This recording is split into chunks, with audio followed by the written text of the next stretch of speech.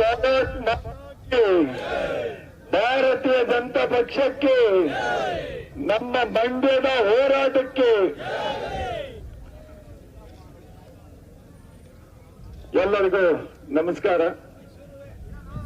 ಹೆಚ್ಚಿನ ಸಂಖ್ಯೆಯಲ್ಲಿ ನಮ್ಮ ರಾಜ್ಯಾಧ್ಯಕ್ಷರು ಕರೆಯನ್ನ ಕೊಟ್ಟದಕ್ಕೆ ಸಾವಿರಾರು ಜನ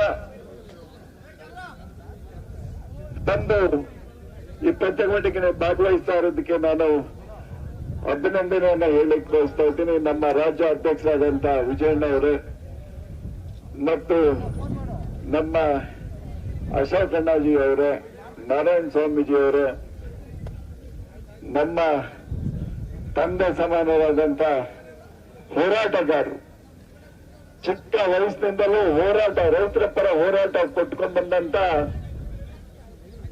ನಮ್ಮ ಪಿತಾ ಸಮಾನವಾದಂತ ಯಡಿಯೂರಪ್ಪ ಸಾಹೇಬರಿಗೆ ನಾನು ಪಾದಾರಂಭಿಕೆ ನಮಸ್ಕಾರಗಳನ್ನ ಮಾಡ್ಲಿಕ್ಕೆ ಬಯಸ್ತಾ ಇದ್ದೀನಿ.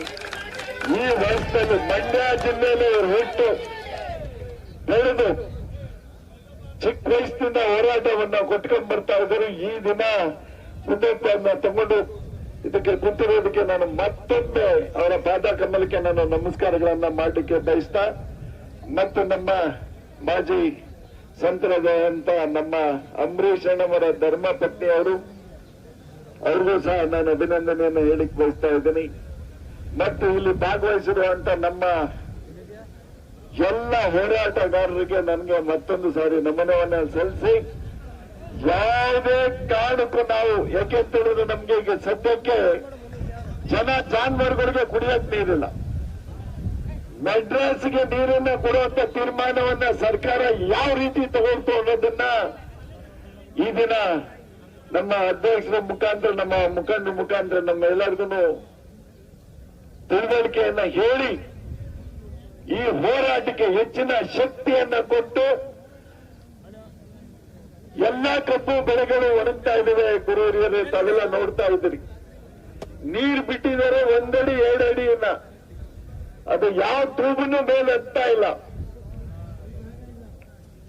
ಯಾವ ತೂಬನ್ನು ಮೆತ್ತಿಲ್ಲ. ಕಟ್ಟ ನೀರನ್ನ ಕೊಡೋದಕ್ಕೆ ಸರ್ಕಾರಕ್ಕೆ ಯಾವ ಅಡಚಣೆ ಇಲ್ಲ. ಯಾಕೆ ಅಂತ ಹೇಳಿದ್ರೆ ಹೇಮಾವತಿಯಲ್ಲಿ ಹಾಲು 24 ಟಿಎಂಸಿ ನೀರಿದೆ. ಆ ನೀರನ್ನ ಮೇಲ್ಮಟ್ಟದಿಂದ ಬಿಟ್ಟು ನಮ್ಮ ರೈತರಿಗೆ ನೀರನ್ನ ಕೊಡಬಹುದು. ಆದ್ರೆ ಏನ್ ಹೇಳ್ತಾರೆ ಮುಖ್ಯಮಂತ್ರಿಗಳು, ನೀರನ್ನ ಬಿಡ್ತೀವಿ, ನೀವು ಯಾವುದೇ ಕಾರಣಕ್ಕೆ ಯಾರು ಹಾಗೆ ಉಯ್ಬಾರ್ದು, ಒಟ್ಲು ಉಯ್ಬಾರ್ದು, ಬೇಡಿ ಸ್ವಾಮಿ. ಆದ್ರೆ ನಮ್ಮ ಮಂಡ್ಯ ಜಿಲ್ಲೆಯಲ್ಲಿ ಅಂತ ಹೇಳಿದ್ರೆ ಜೀವನ ನಮ್ಮ ಕಬ್ಬಿಗೆ ಕಟ್ಟು ನೀರು ಕೊಡಕ್ ನಿಮ್ಗೇನು ತೊಂದ್ರೆ?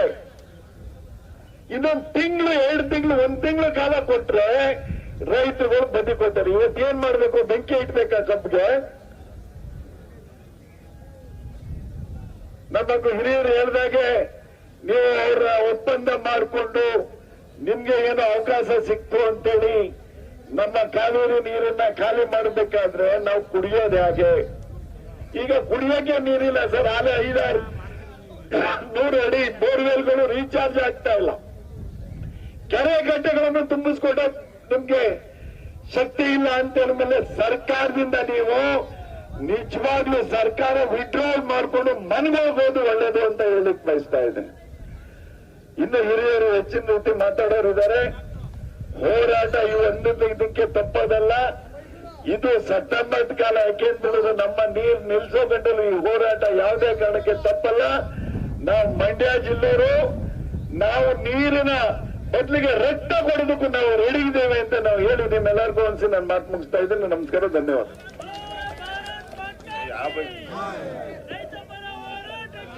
बोलो भारत माता की, बोलो भारत माता की।